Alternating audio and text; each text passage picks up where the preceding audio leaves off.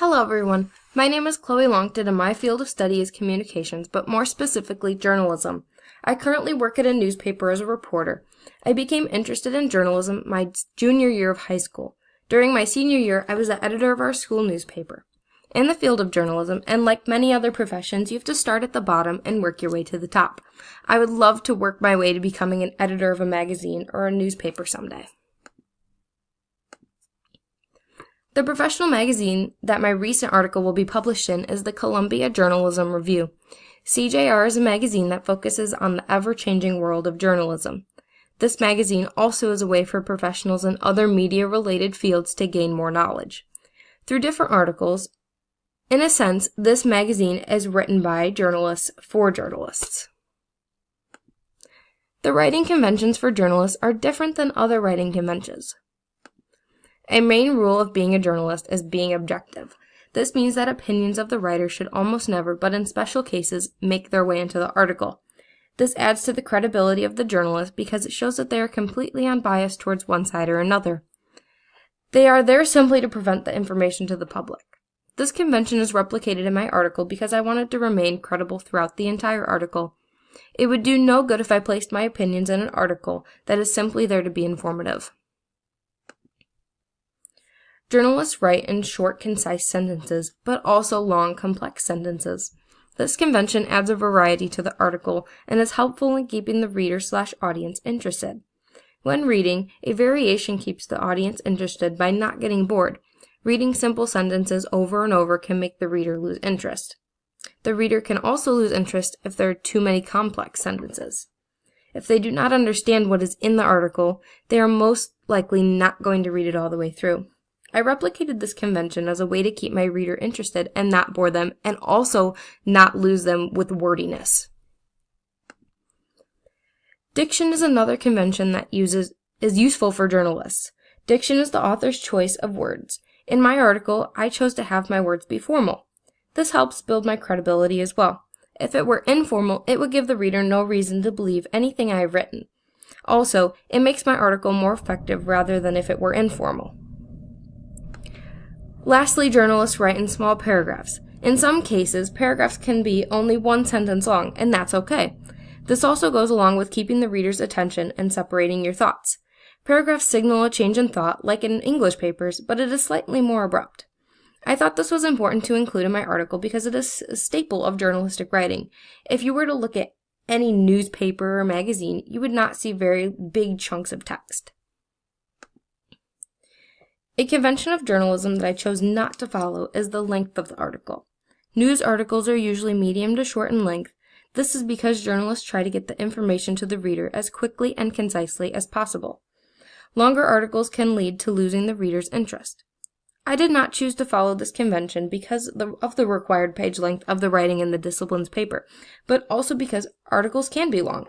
It is not extremely common for all articles to be pages in length, but it is common to have an article that is on the longer side every so often.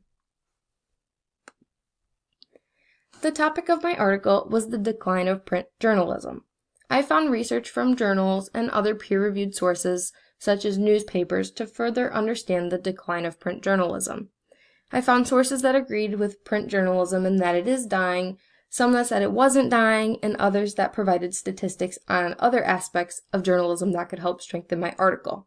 I like to use both sides of the argument as to remain objective and show both sides equal opportunity.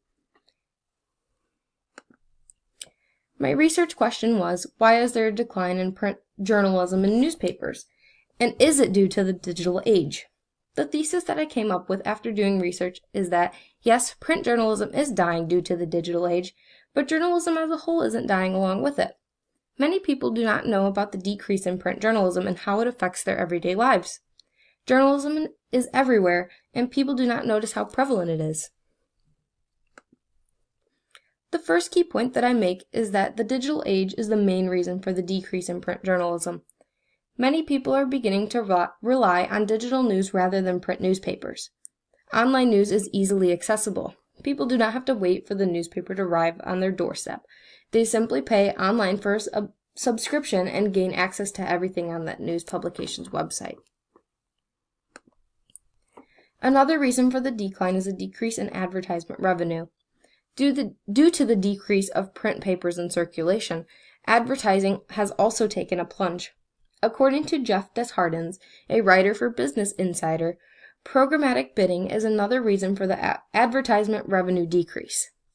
Programmatic bidding is an algorithm that purchases advertisements and places them in optimal advertisement spaces. This makes advertising less expensive, and the news company does not receive as much money this way because they don't do any of the work. The last key point I made in my paper is that the whole field of journalism is not dying along with print news. A common misconception is that journalism is only newspapers. Journalism is newspapers, magazines, televised news reports, and relatively anything else that constitutes as news. According to Larrabee Pashby, a senior journalism major, with print journalism becoming less popular, the field is quickly changing to conform with the digital age. The digital age has helped reach more and more people. Print newspapers could only reach so many people, typically people within a reasonable proximity to the publisher. An example of this would be where I work, the Herscher Pilot.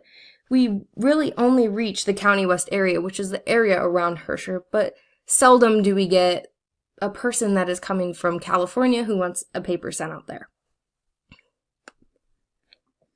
The thing to take away from this article is that, yes, print news is dying, but journalism itself is not.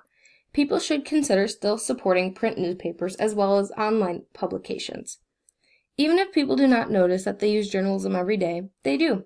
Journalism is the spreading of news, and news is spread everywhere by everyone. Finding a publication that matches your beliefs is a great thing, and many people should consider weighing their options between print news and online news. Imagine if there were no newspapers or news publishers. You'd have to work a lot harder to find more information. Thank you for listening to my presentation, and I hope you learned something about journalism.